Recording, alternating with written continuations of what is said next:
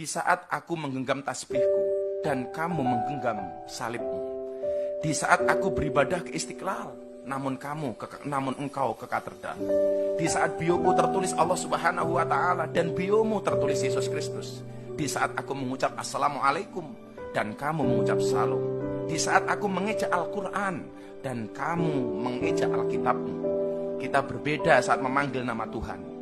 Tentang aku yang menengadakan tangan dan kau yang melipatkan tangan saat berdoa.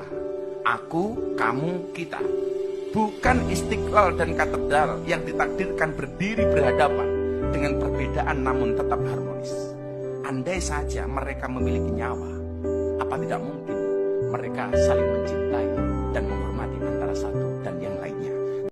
Haram hukumnya masuk ke rumah ibadah orang lain. Haram. Saya tak nonton film ini sampai habis, baru menengok trailernya. Tapi di dalam itu yang bisa saya komentari, pertama masuk ke rumah ibadah.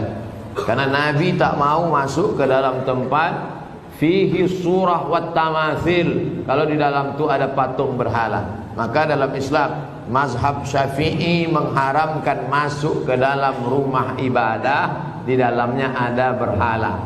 Mazhab Syafi'i. Kita pakai mazhab apa? Mazhab Syafi'i.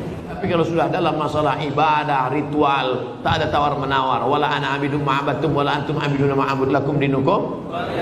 Ini sekarang banyak yang tak bisa membedakan kebablasan, tak bisa membedakan mana toleransi, mana tolerasin. Harus bisa dibedakan. Jangan karena toleransi mengorbankan keyakinan akidah anak-anak kita, nauzubillah. Dan orang-orang yang pernah di pesantren pun ketika menonton itu, ini bukan anak pesantren.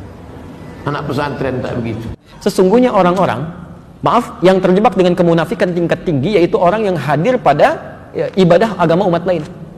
Itu hipokrit paling tinggi kata beliau. Karena dia datang pada satu acara, hatinya mengingkari. Kok bisa hati orang mengingkari datang pada satu tempat yang ada? Ya.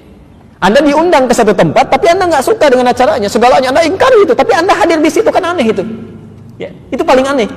Ya. Makanya pendiri Nahdlatul Ulama Kiai Haji Muhammad Hashim Asy'ari itu pernah menulis kitab. Beliau punya 19 kitab. 19 kitab. Dari 19 kitab ini, kitab keduanya namanya judulnya Risalah Ahlus Sunnah wal Jamaah. Halaman ke-14, paragraf yang pertama baris 1 sampai dengan 4. Posisi paling kanan sebelah atas. Di kitab ini itu disebutkan Pak Ibu sekalian. Kalau Anda lihat di halaman ke-9 ya, itu judulnya tentang Faslun Awwalu dhuhuril bid'ah fi ardi Jawa. Pasal yang menerangkan tentang awal munculnya bid'ah di tanah Jawa. Bid'ah yang dimaksudkan bukan bid'ah fikih, bukan, tapi akidah. Jadi aliran sesat. Ya, aliran sesat. Kata beliau, "Wantisyaruha fi ardi Jawa wal mubtadi'ina fiha." Dan penyebarannya di tanah Jawa, di pelosok Jawa dan orang-orangnya, tokoh-tokohnya. Itu begitu menyebutkan kalimat pertama, kata beliau, adalah penduduk Jawa itu seluruhnya. Seluruhnya itu Ahlus Sunnah wal Jamaah. Ahlus Sunnah wal Jamaah. Tapi tibalah kemudian di tahun 1330 Hijrah, alfun wa thalathimi'atin wa thalathina hijriyatan. Tiba-tiba entah dari mana masuk paham-paham ke Jawa, merubah keadaan-keadaan ahli sunnah itu. Bahkan ada penyimpangan-penyimpangan. Ya. Halaman 10-nya paragraf kedua baris 1 sampai 3, posisi paling kanan sebelah bawah. Di antara aliran menyimpang itu, ini bukan kalimat saya, tapi saya bacakan kembali dari kalimat kitabnya. Wa minhum rafidhiyuna. Di antara aliran menyimpang itu yang bid'ah itu ada aliran Rafidah. Rafidah itu nama lain dari Syiah. Ya, disebut Rafidah dari kata Rafadha, artinya menolak. Karena Syiah itu menolak kekhalifahan Abu Bakar, Umar, Uthman. Ya, mereka katakan Ali yang berhak. Itu disebut oleh Syekh Hasim yang mendirikan Nahdlatul Ulama tanggal 31 Januari 1926. Itu aliran menyimpang. Dulu nggak ada Syiah. Tiba-tiba muncul kata beliau. Ya, yasbuna sayyidana Abu Bakr wa Umar radhiyallahu taala anhuma. Ya, mereka seringkali mencela ya kekhalifahan Abu Bakar dan Umar, semoga Allah meridhai kepada keduanya. Wa yubalighuna Ali bin Abi Thalib wa ahli baitihi. Ya, dan terlalu mengkultuskan Ali dan ahli baitnya. Kita harus menghormati, ya, menghormati, menyayangi ahli bait dan sebagainya, tapi tidak kemudian menjelek-jelekan sahabat yang lain. Ya, tapi yang menarik di halaman 14, masya Allah, Anda bisa pastikan, kata beliau, bahkan ditemukan ada orang-orang ya, yang ikut-ikutan ilal kanais, maaf ya, ke gereja. Persoalan sekarang, kok bisa sekarang semakin berkembang? Ya.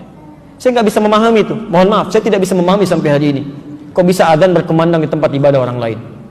Buka puasa di tempat ibadah orang lain, ngapain?